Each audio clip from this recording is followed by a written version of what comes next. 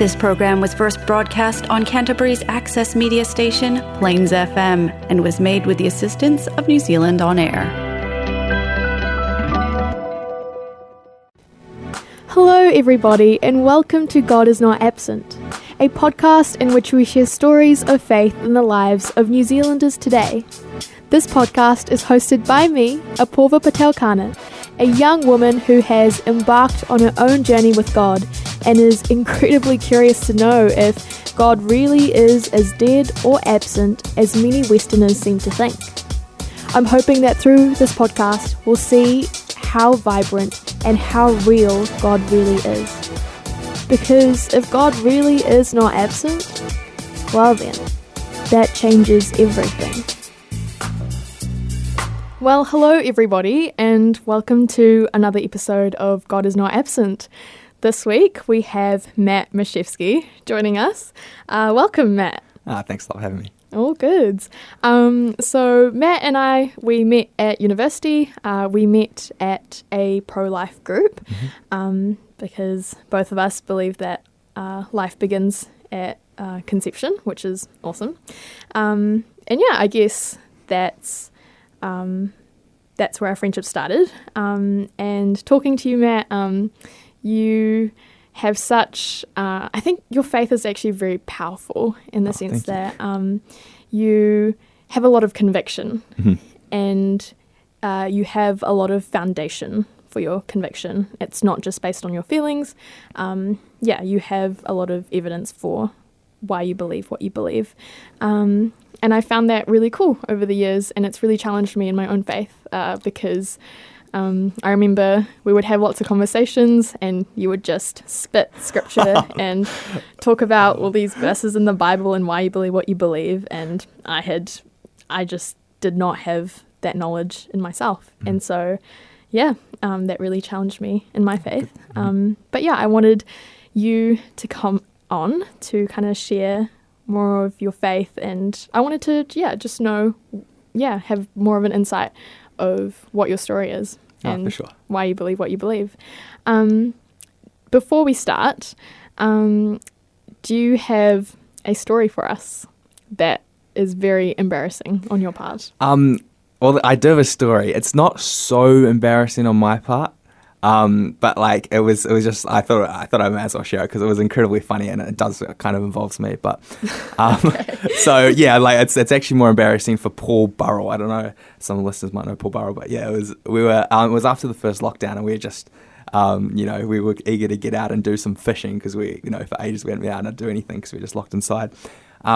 So we went out fishing or whatever, and the bumper on the back of, we took Paul's car, and the bumper on the back of Paul's car was kind of like a little bit loose, so we got under and we like tied it up with a bunch of cable ties, which would like hopefully keep it on for the remainder of the journey. And so we drove to over to Akaroa to go fishing, and we kind of had to go up, and then we went into this like grassy car park area, and like Paul's driving, he drives in and he sees kind of on the other end of the grassy car park area, there's like a couple of girls just sitting down, like watching us drive in. There's just like four guys in the car, and Paul was like, "Oh yeah, let's just be cool," and like, and he quickly, yanks the wheel to the side, like tries to park in this real like cool way, and there's this huge thud as he like yanks the wheel to the side as he like drives straight down into a ditch, and then he kind of swerves over, pulls up, and it like kind of looks all good, and he like looks over at the girls, and the girls are just sitting there and they're like laughing at us, and we're like, oh, I wonder why they're laughing. That was kind of cool, wasn't it? And then we like look back behind us, and the bumper of the car is just lying in the gate to the entrance to the grassy car park. Oh my field area, just sitting there, like, so any other car coming up, just see the bumper sitting there in the field, and we're like, oh, we were like cracking up. Oh my god, it was really, really funny, but like get out of the car, drag it over with the girls just watching us, like try just chuck it under the car and cable tie it up again. Oh my god, yeah, it was real funny. Yeah. So I guess he didn't get any of the numbers after that. No. Oh, that's so cool. You guys have so many stories like that. It blows my mind how many stories you guys have. That's got up to quite a lot. Yeah. Actually, before I get into the episode, I was wondering if you could tell us a little bit more about yourself, what you're up to, your age. Yep, no, for sure. Yeah, my name's Matt. I'm a Christian, so I'm a Catholic Christian.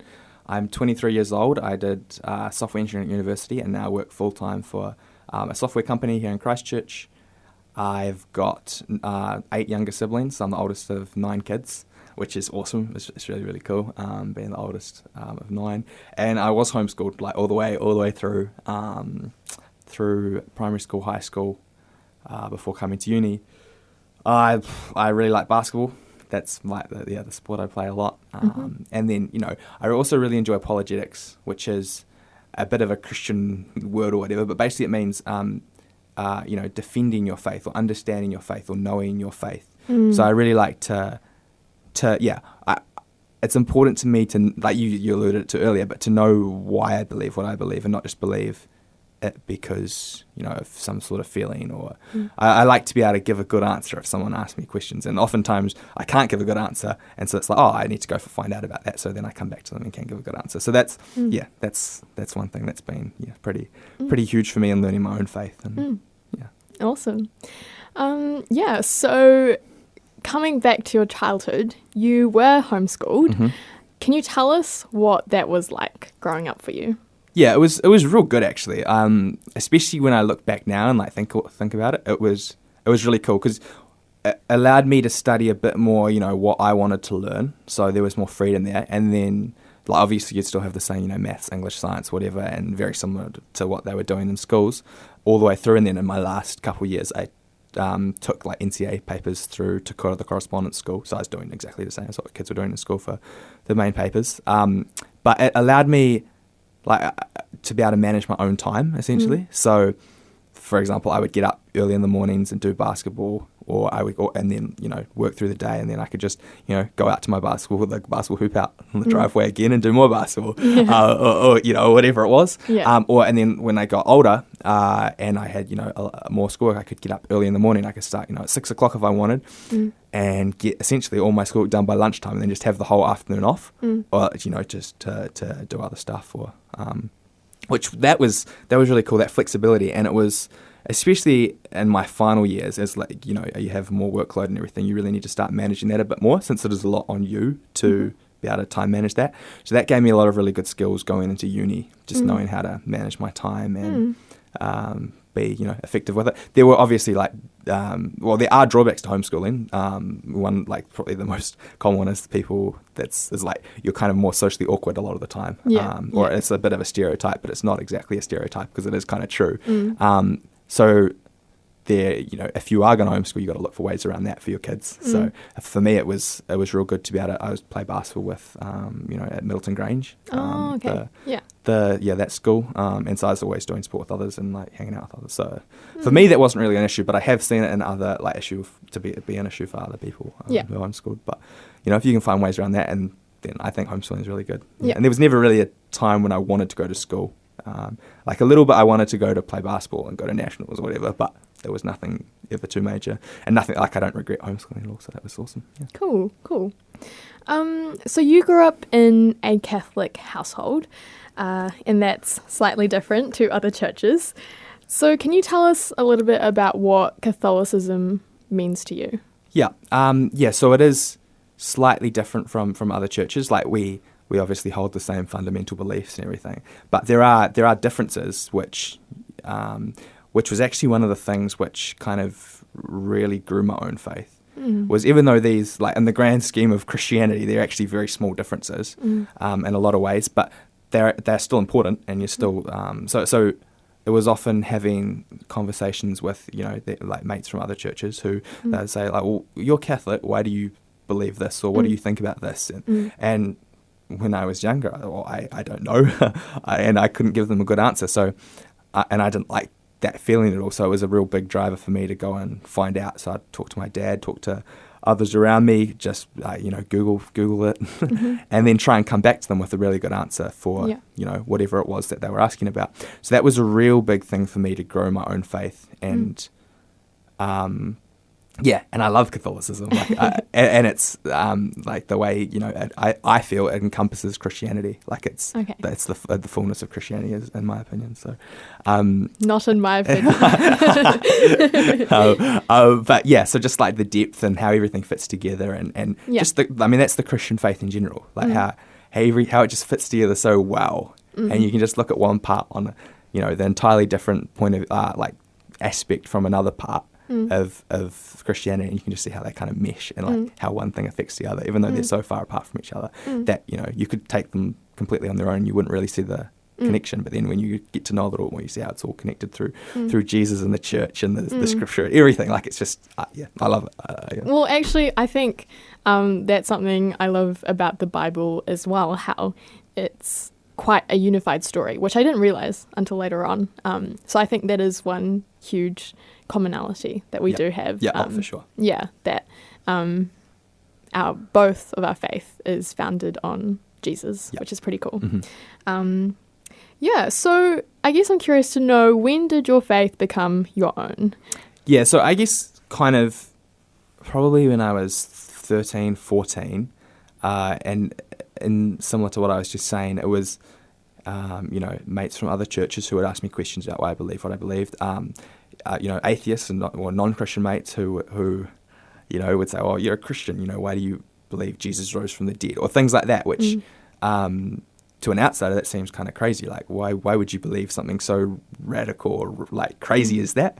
And when you're asked as a kid, you are like, "Oh, why? I don't really know." And then, but then finding that out is, it's just kind of, there were so many times where someone would ask me something and I was like, genuinely, I don't know how to answer that. And then it was really cool how every time I go to look for answers, there would just be, I get the answer and I get more as well. And I would see how it starts fitting in with other things. Oh my gosh, yes. And it was, that was an awesome feeling. Yeah. And so it would get to the point where I'd be like, just come ask me anything. I might not know, but like I can go find it out for you. And just having that confidence that, what I believe is actually true that's always been super important.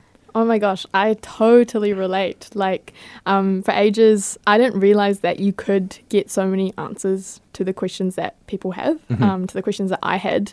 And I think that verse about, seek and you shall find God, like, that is so true. Yeah. I think God places evidence of him, like, everywhere. And it is very encouraging. And you can draw it from so many different aspects. Yes, exactly. Like from creation, from the Bible, from history, from people. Yeah, exactly. And, so cool. And just seeing how it fits together. Definitely. So I was wondering, who or what inspires you in your faith? Because you've grown up in a Christian household. Tell us about that. Well, I guess like the cliche answer is like, oh, Jesus inspires me in my faith, but to go a bit more like actual deeper and give a bit more of an interesting answer would be my dad was a real big factor, and like especially when I was younger, like I could go to him and ask him questions, and like he would always have a good answer, and that was super important. So and my mum as well, but like especially my dad was real interested in the whole kind of knowing your faith and understanding, defending your faith side of things. So that was real helpful for me. So my parents were always my kind of first port of call when I was, there was something I didn't know. And then to be able to have them always able to give a good answer, that to me was like awesome evidence that, okay, well, what they've been teaching me is actually true. So my parents and my dad would be, a huge inspiration there. And then in more recent times, it would be like my flat, so all the bunch of boys who I've been flatting with the last couple of years, just the discussions that we have and the amount that it deepens your faith, and then also be my fiancée Teresa, who it's a similar thing, right? It's someone else you can have really good deep discussions with, who and you can just learn more, and it's inspiring to see someone else living out the faith so amazingly, and makes you want to be better as well. Yeah. Oh, that's so cute. So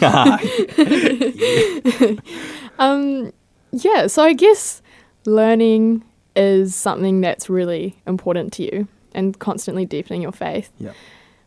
What, in my journey of Christianity and learning about and getting deeper with theology, I found that there are some questions that you can't actually answer, that there isn't enough information. Like, God is a mysterious God. Well, I see. That's interesting. Yeah. Well, Okay. yeah. No, keep going. Well, I was just going to say, Yeah. we can't, as in, I tried to put God in a box Yeah. of this is exactly how he works. Yeah.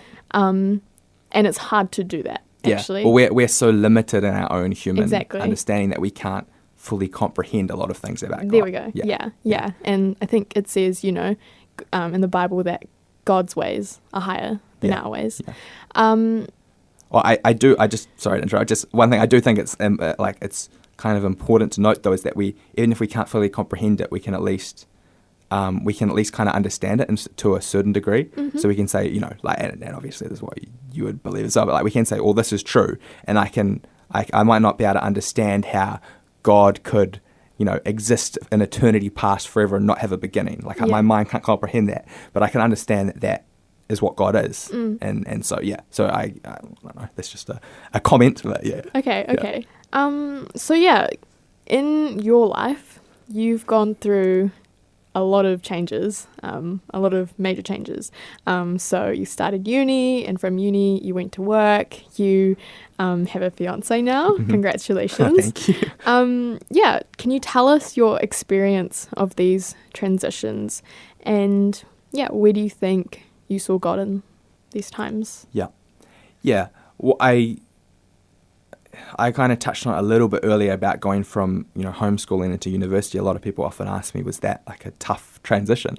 Since I never went to school, and honestly, it wasn't. It was actually real easy for me for the most part to use the skills that I'd learned in homeschooling to time management and everything, to then be able to apply the self motivation study to university. And then again, in my final year of university, I did my final year project in software engineering for a company, and then that company at the end of the year asked, well, would you like to come on and work for us full time? And so again, there was quite another easy transition. So I guess you could say I saw God a lot in that, in that I didn't really have any huge struggles in order to have to go into that next stage of my life. God had kind of laid it out for me and put me on a good path where that was very easy. And a lot of what made it easier was I always have my faith in God as kind of the constant always there. So even when there are the other changes, they seem a lot smaller in comparison to the constant that you just always have there of God and your faith, and always you have that to fall back on when times do get a bit more difficult. And then obviously now I'm going into, I guess, the next stage of my life with getting married soon, which is awesome. And it's another thing, through the whole me and Teresa's whole relationship, it was kind of just seeing that constant growth of our relationship together, and again, it just feeling right, and it being an easy transition to make towards, now we're engaged and getting into marriage.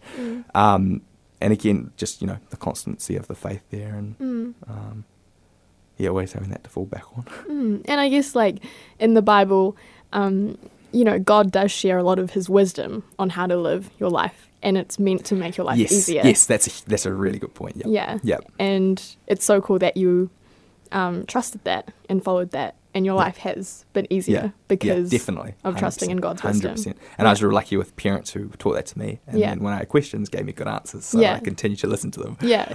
So you didn't have to learn the hard way. Exactly. So I'm super grateful for that. I'm really, really lucky with that. But I guess every single person still has low moments in their lives, and I was wondering, what have been some of the lowest moments of your life? Well, again, kind of like I was just saying, I've had very few low moments, where I've actually been real down and out and depressed or whatever. And so I've been, again, really lucky in that. Just, I don't know, the grace of God that I haven't had to go through much of that. But there have definitely been challenging moments in my life, for sure. And one that's kind of, I guess, relevant and recent was the whole vaccine issue with COVID. I was someone who chose for various reasons, ethical, medical, whatever, that I didn't want to get vaccinated. And I, in my opinion, it's it should be you're free to do whatever you want to choose in that. If you choose to be vaccinated, if you choose to be unvaccinated, but obviously in New Zealand we had a bunch of laws that came in which made it pretty difficult for people who were unvaccinated. They couldn't go to the gym, they couldn't go to cafes and certain shops, they couldn't go to movies, and then even you couldn't go to church in a lot of time. That was like a real kind of struggle for me, wrestling with how the church was handling things and whatever. And it's like it's obviously like a difficult, tricky situation with a lot of points of view coming everywhere.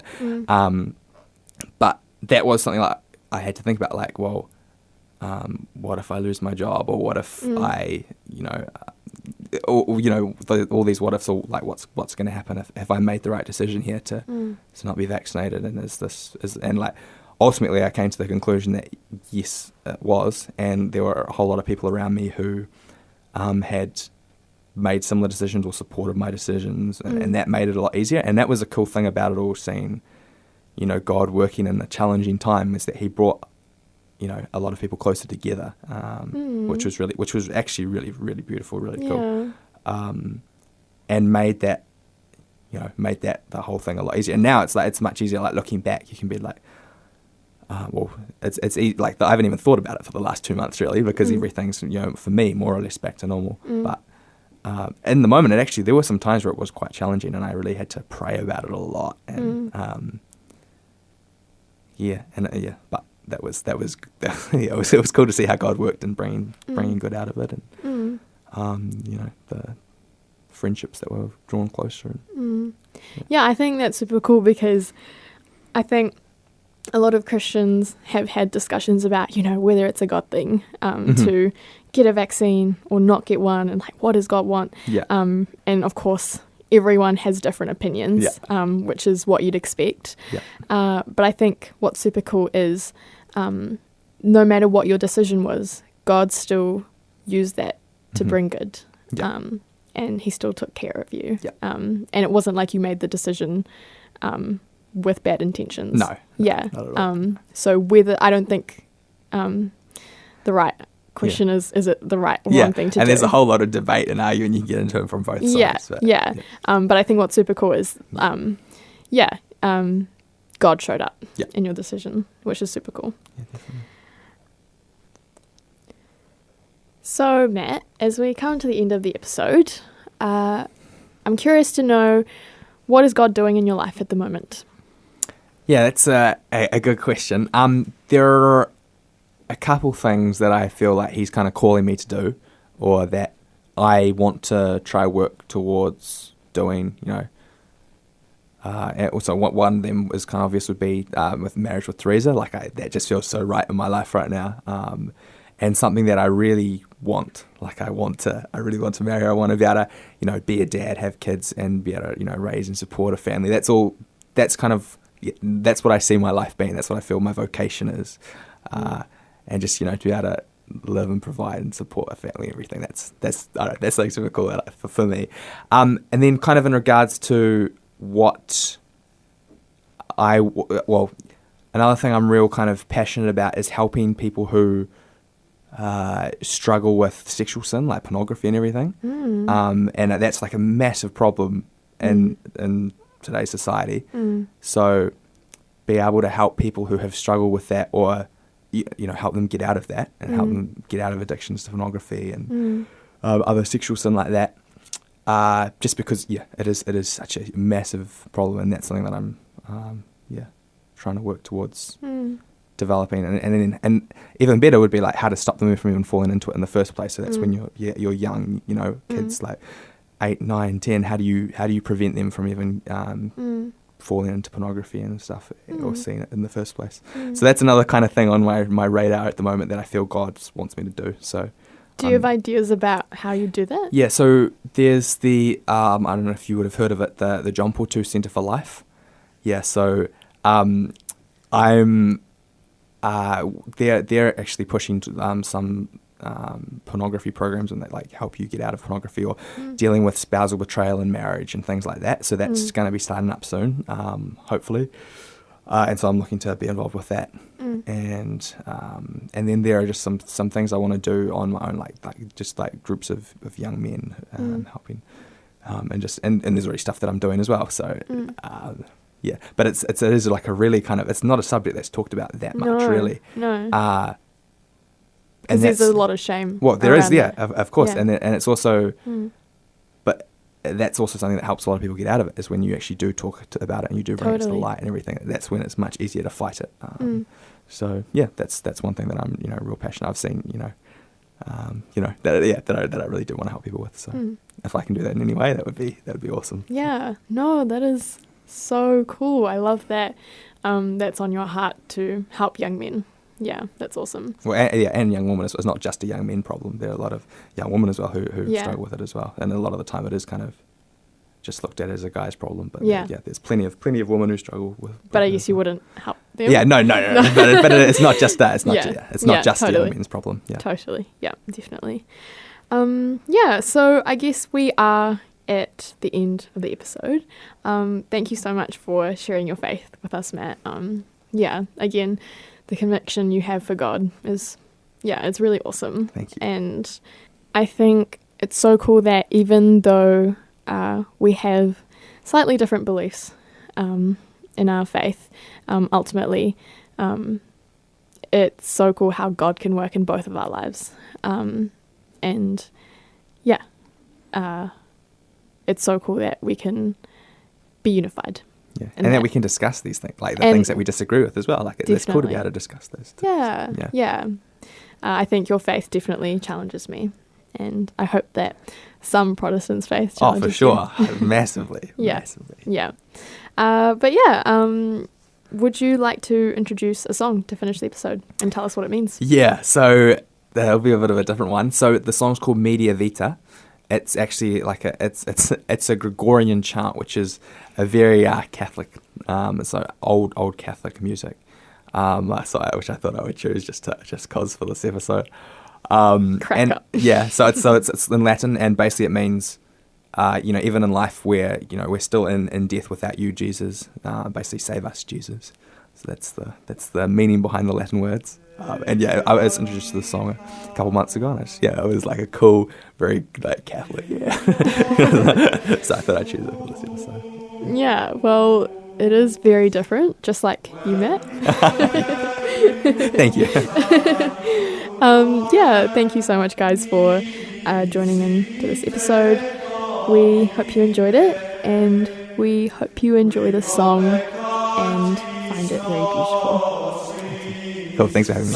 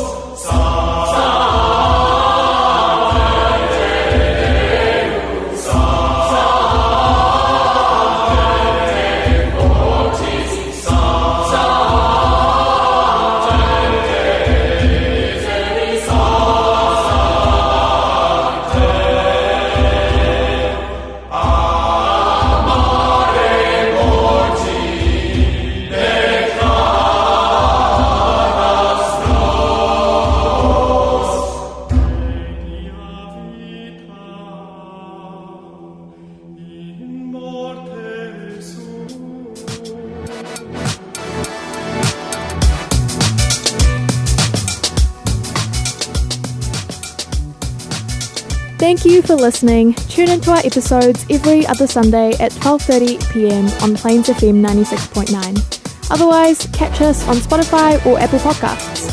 Remember to stay in touch on our Facebook page at God Is Not Absent. See you guys later in our next episode.